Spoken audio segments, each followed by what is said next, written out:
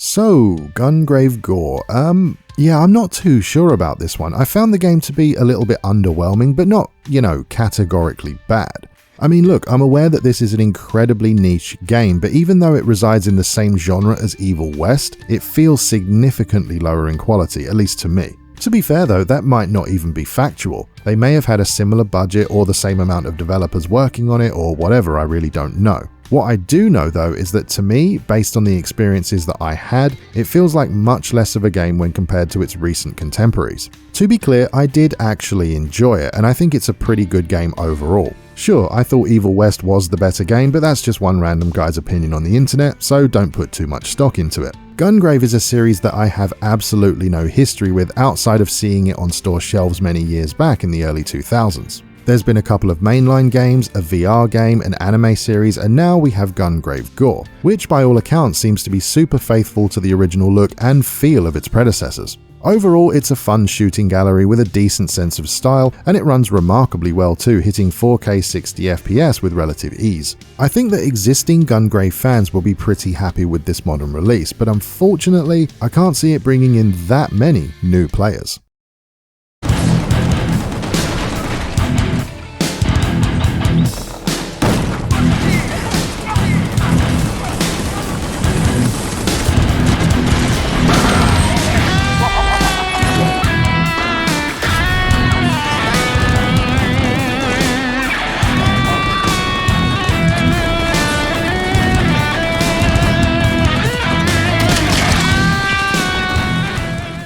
So what is Gungrave G.O.R.E? Well, it's an over-the-top, stylized, third-person action shooter that calls back to the PS2 era of gaming and emphasizes action above all else. As you'd imagine, the game is structurally quite straightforward. It's mission-based, meaning that you're dropped into a linear story-based level, which you'll then need to fight through while taking an arcade-like approach to combat in order to reach the end and then repeat. Tonally, the game has quite a dark and gloomy premise, but the story and the gore within it always come across as intentionally tongue-in-cheek. You play as Grave, the gunslinger of resurrection, who is essentially a powerful anti-hero and an unstoppable killing machine. The story takes players on a trip across a dark futuristic version of Southeast Asia, with a lot of it being based on real-world locations. At its most basic, the narrative revolves around a dangerous drug known as Seed. Grave and some other characters that you'll meet along the way belong to an organization who specializes in tracking down Seed and putting a stop to its distribution. The game only has two simple but distinct sections to talk about. Those are the character upgrades and the combat itself.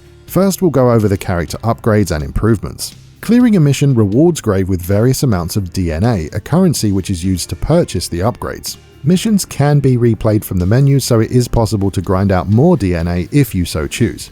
At the end of each mission, you'll have the opportunity to move to the lab section of the menus, and here is where you'll be able to purchase your enhancements. There are three different categories to consider, which are skill, stats, and demolition shot. Skills are essentially new moves which can be performed in battle by inputting a specific button combo. Stats are foundational power-ups like extra base damage on your guns or increased HP, and demolition shots are sort of like your ultimate attacks, and you can use them when you have a demolition point saved up during combat. Once you've unlocked multiple demolition shots, you can equip up to 4 of them here in these menus as well. Now we move on to the combat itself. Like the rest of the game, Gungrave G.O.R.E.'s combat is simple and uncomplicated. The basics consists of firing your heavy-duty dual pistols and dodging to evade enemy attacks. At mid-range, the game will soft lock onto the enemies and destructible objects in the environment, such as crates and exploding barrels, but you can also hard lock onto a specific enemy if you need to.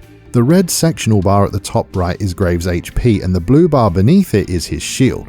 The shield depletes as you take damage, and when it's fully drained, Grave will start to take HP damage. However, if you manage to stay out of combat for a short time, the shield will begin to recharge.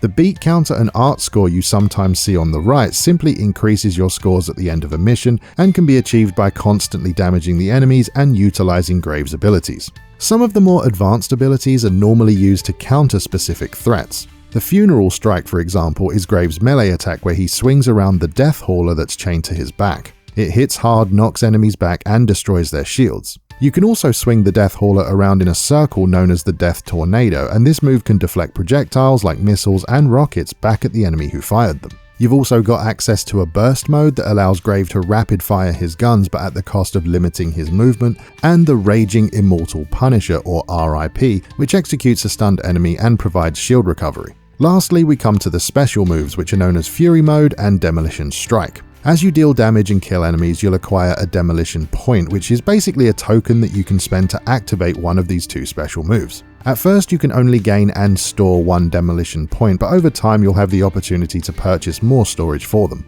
Fury Mode puts Grave into a powered up state for a short time, allowing him to deal increased damage. The Demolition Strike is when you use one of your 4 equipped demolition shots. It's basically an ultimate skill which consumes demolition points and restores HP based on how many points were consumed. Performance-wise, I played this on a PS5 and the game ran absolutely flawlessly for me. You have 2 options to choose from, which are 4K resolution at 60 FPS or 4K resolution with ray tracing enabled at 30 FPS. I played at 4K 60 and didn't notice any performance issues whatsoever. The game is available right now on all current and last-gen systems except for the Nintendo Switch, and it's also available on PC if you prefer to play your games there. You can of course download the game from any storefront, but physical copies are easily obtainable for all consoles if you want them. So what are my personal opinions on the game? Well, to be quite honest, I don't actually have a lot to say. There isn't much to the game at all, but that's not to say I don't like it. I think it's decent enough overall, but I think it does have some minor issues when it comes to the controls and gameplay. As far as I understand things, this game plays very closely to how the older PS2 games did, even down to some of the animations and attacks being exactly the same. I think it's great that they stuck so closely to the original, and I'm sure that fans of the older games will get a kick out of that. As someone who's not played a Gungrave game before, it feels a little bit too, I guess, sluggish to me. Again, I understand that it's probably meant to feel that way, and I suppose if we consider the Death Hauler that's chained to Grave's back, it does make sense thematically. It doesn't feel bad to play, but the movement, dodging, melee attacks, and even some of the executions do feel a tiny bit janky to me. Now, I've played a lot of janky AA releases, so I don't think it's the end of the world at all. I wasn't expecting the game to be a super polished masterpiece or anything like that. I think my personal problem is that I'm expecting this to play and feel like a Devil May Cry game, you know, snappy, responsive and fast, but that's just not what this game is. It's its own thing. Playing the game on its own terms is fine and it does make me feel better about it, but I find it's really difficult to shake the feeling that it's just too slow.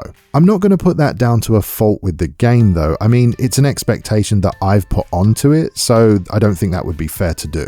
One update that I think the game desperately needs is full auto firing on Grave's pistols. Every shot that you see leaving his weapons in the footage is a single button press. You literally have to mash the trigger to fire his weapons, and I don't really understand why you can't just hold down the button to shoot. I looked through the menus and I don't see an option for it anywhere. Perhaps there is a reason it's done this way, but for the life of me, I can't figure out what that is. I guess they could patch it in later if that's possible, and I certainly hope they do. Another thing that I found annoying was the specific mission where you run along the top of a moving train. The mission was going fine and I was enjoying the carnage, but right at the end of it, you basically have to beat a timer to avoid dying. The problem is that every single thing the game throws at you at this point is designed to push you back or knock you over, and it's the closest I've ever come to throwing my controller. I mean, okay, maybe that's a little bit of an exaggeration, but the mission did piss me off quite a bit. I eventually did get past it by using Fury Mode to just brute force my way through it, but it was not an enjoyable experience at all. To be honest though, besides that and the retro feel of the game that sometimes works for me and sometimes doesn't, I do quite like it. It's not perfect and I thought Evil West was easily the better game of the two,